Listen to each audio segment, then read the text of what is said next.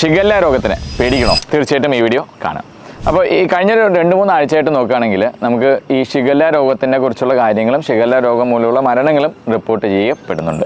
അപ്പോൾ എന്താണ് ഈ ഷിഗല്ല എന്ന് പറയുന്നത്? അപ്പോൾ ഷിഗല്ല ശരിക്കും പറഞ്ഞാൽ ഒരു ബാക്ടീരിയയാണ്.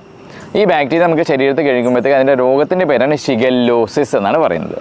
അപ്പോൾ ഈ രോഗത്തിൻ്റെ ലക്ഷണങ്ങൾ എന്തൊക്കെയാണ്? മെയിനായിട്ട് നോക്കുകയാണെങ്കിൽ ലൂസ് മോഷൻ അഥവാ ഡയറിയ.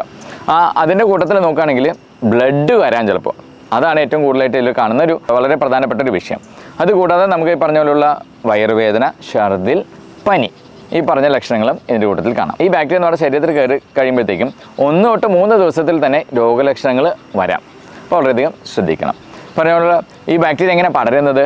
മലിനമായ ജലം, മലിനമായ ഭക്ഷണം അഥവാ ഈ ഷിഗല്ല ഒരു വ്യക്തിയുടെ സാധനങ്ങൾ നിങ്ങൾ ഉപയോഗിക്കുകയാണെങ്കിലും നിങ്ങൾക്ക് രോഗം വരാനുള്ള സാധ്യത ഉണ്ട്. പിന്നെ അപ്പം ഇത് മരണങ്ങളൊക്കെ സംഭവിക്കുന്നല്ലോ, അത് പേടിക്കേണ്ട കാര്യമാണോ? ശരിക്കും പറഞ്ഞാൽ മരണസാധ്യത 1% താഴെ മാത്രമേ ഉള്ളൂ. മനസ്സിലായി? അതും ചില കാറ്റഗറിയിലുള്ള ആൾക്കാരിലാണ് നമുക്ക് ഈ മോർട്ടാലിറ്റി റിസ്ക് എന്ന് പറയുന്നത്.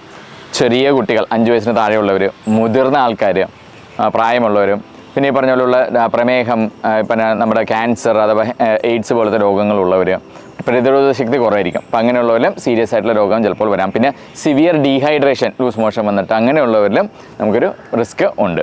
അപ്പോൾ ഇതിൻ്റെ ചികിത്സാ രീതി എന്താണ്? അപ്പം മൈൽഡായിട്ടുള്ള ഡിസീസ് ആണെങ്കിൽ നമുക്ക് ഈ പറഞ്ഞ റെസ്റ്റും ORS വെച്ചും തന്നെ വീട്ടിൽ തന്നെ മാനേജ് ചെയ്യാവുന്നതാണ്. പിന്നെ സിവിയർ ആയിട്ടുള്ള ഡിസീസ്, ഡയറിയ കൂടുതലുണ്ട്, ബ്ലഡ് കൂടുതൽ പോകുന്നുണ്ടെങ്കിൽ തീർച്ചയായിട്ടും നമ്മുടെ ഹോസ്പിറ്റൽ സേവനം എടുക്കുക. ചിലപ്പോൾ നമുക്ക് ഈ പറഞ്ഞ പോലെയുള്ള IV ഡ്രിപ്പുകൾ, മരുന്നുകൾ വേണ്ടി വരും. അതിൻ്റെ ഒപ്പം തന്നെ നമുക്ക് ചിലപ്പോൾ ആൻറ്റിബയോട്ടിക്കുകളും വേണ്ടി വരും. അപ്പോൾ ഏത് ആൻറ്റിബയോട്ടിക്കാണെന്നുള്ളത് നിങ്ങളെ ഡോക്ടർ തീരുമാനിക്കാം. അപ്പോൾ ഞാനത് പറയുന്നില്ല. അപ്പോൾ ഇതേപോലെ ഈ പറഞ്ഞ കാര്യങ്ങൾ വെച്ചിട്ട് നമുക്ക് ഈസിയായിട്ട് ശരിക്കും പറഞ്ഞു കഴിഞ്ഞാൽ മാനേജ് ചെയ്യാവുന്ന കണ്ടീഷനാണ്. അപ്പോൾ എന്തെങ്കിലും ബുദ്ധിമുട്ടുണ്ടെങ്കിൽ ആശുപത്രി സേവനം എടുക്കാൻ മറക്കണ്ട. അപ്പോൾ ഇത്രയേ ഉള്ളൂ നമ്മുടെ ഷിഗല്ലയുടെ കാര്യങ്ങൾ. മറക്കാതെ വീഡിയോ ഷെയറും ചെയ്യുക. നന്ദി, നമസ്കാരം.